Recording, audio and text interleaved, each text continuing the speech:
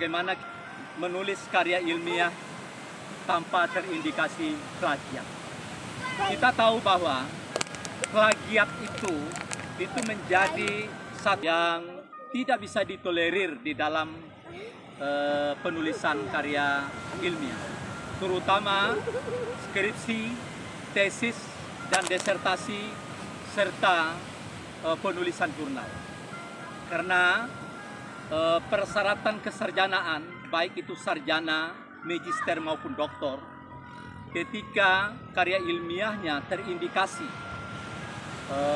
plagiat setelah diuji ke dalam aplikasi Turnitin maupun uji plagiat yang lainnya, maka konsekuensinya menurut undang-undang gelar kesarjanaannya bisa dicabut.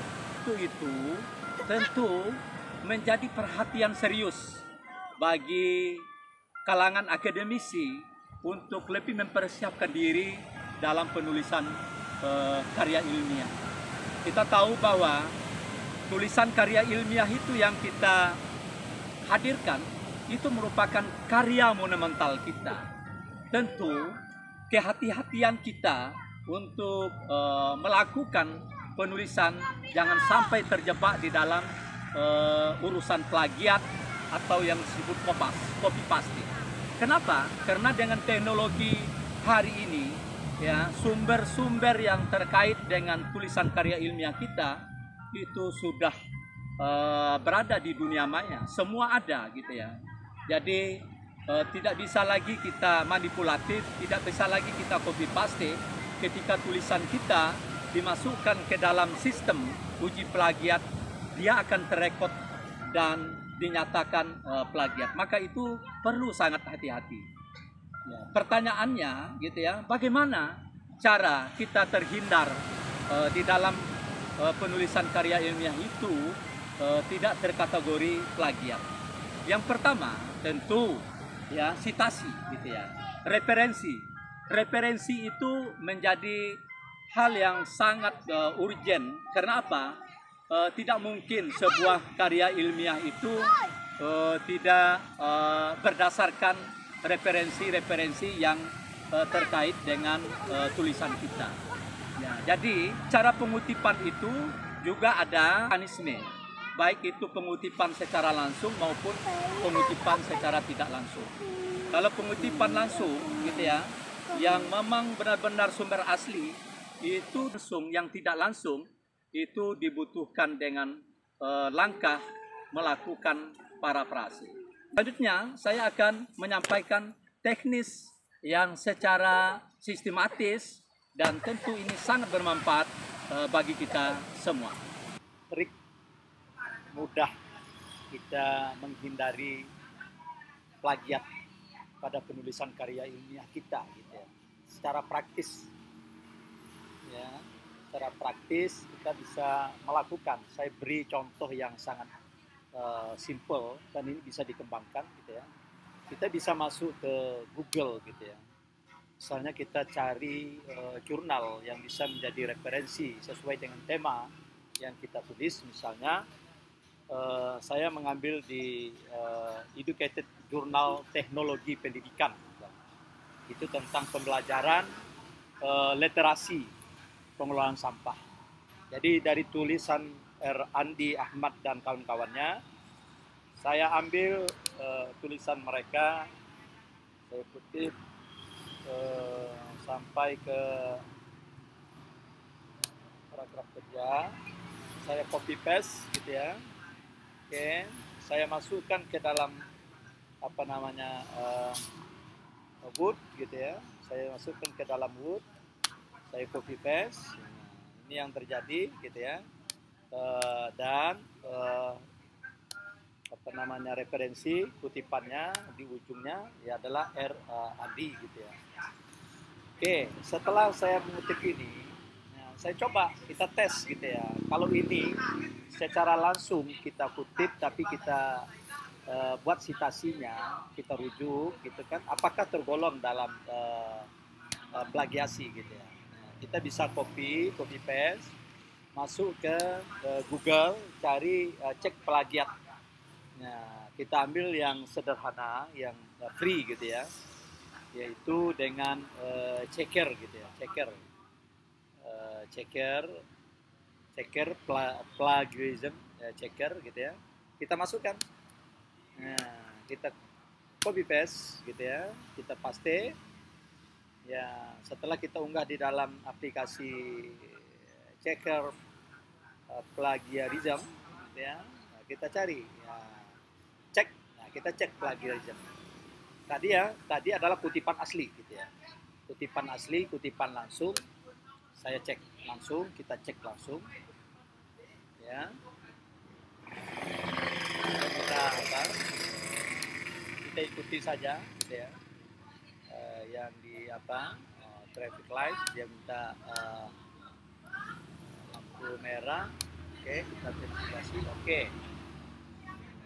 Kita lihat dari artikel yang kita masukkan, bagaimana dia melihatnya kutipan, padahal yang kita kutip itu jelas gitu ya. Nah, 100% itu dinyatakan plagiat. Nah, pertanyaannya, bagaimana cara mengutip yang supaya jangan kita terjebak? Padahal kita kutip gitu ya, bukan kita copy paste, kita hilangkan, kita buat rujukan. Makanya ya, langkah kedua itu tentu melakukan paraparase, yaitu mengembangkan interpretasi. Nah, kita kembali ya, berarti kalau yang pertama ini kalau kita kutip secara langsung, kita masukkan ke dalam makalah kita, ke dalam skripsi, tesis, disertasi, dapat dipastikan ini terindikasi plagiat. Caranya bagaimana untuk mengubah supaya jangan plagiat? Kita lakukan paraparase gitu ya, paraparase yang tidak menghilangkan makna dari yang kita kutip. Misalnya di bawah ini, misalnya sampah merupakan suatu benda yang saya buat di sini, sampah menjadi problem kehidupan yang menimbulkan efek aroma yang tidak sedap dan mengancam kesehatan, misalnya kesehatan manusia, mengancam kesehatan manusia dan misalnya di sini dan lingkungan. Nah, dengan ragamnya misalnya atau dengan jenis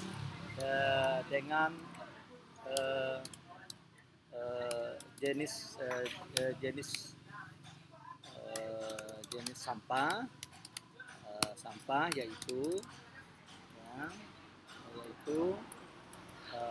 sampah basah, sampah organik gitu ya, sampah organik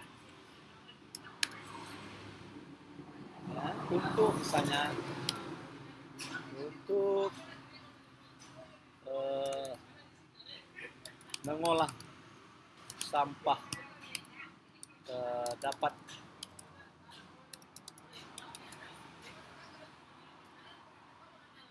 dengan kecerdasan emosi, ini kan sudah saya parafrase dan tetap R&D gitu ya.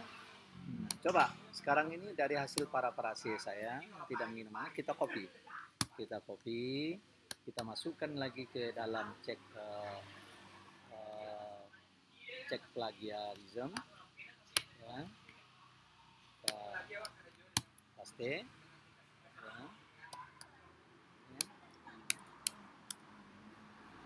Kita cek plagiatnya. Nah, ini kan yang sudah saya rubah. Apa yang terjadi? Ternyata hasil cek plagiarism di dalam sistem 0. Gitu. Nah, jadi sumbernya tetap gitu ya, kita tidak menghilangkan bahwa kita merujuk dari R&D gitu ya. Tetapi ini aman untuk di klasifikasi tulisan pengutipan kita ya, tidak terindikasi plagiat. Dari hasil yang ini, ya ini kita bisa copy gitu ya. Kita buka misalnya makalah atau tesis kita, oke. Nah, kita reverse. Yang ini sudah kita hilangkan. Nah, jadi sehingga tinggal lagi nanti kita menambah dengan ide-ide kita. Jadi sehingga dari berbagai sitasi-sitasi kita, kita bisa membuat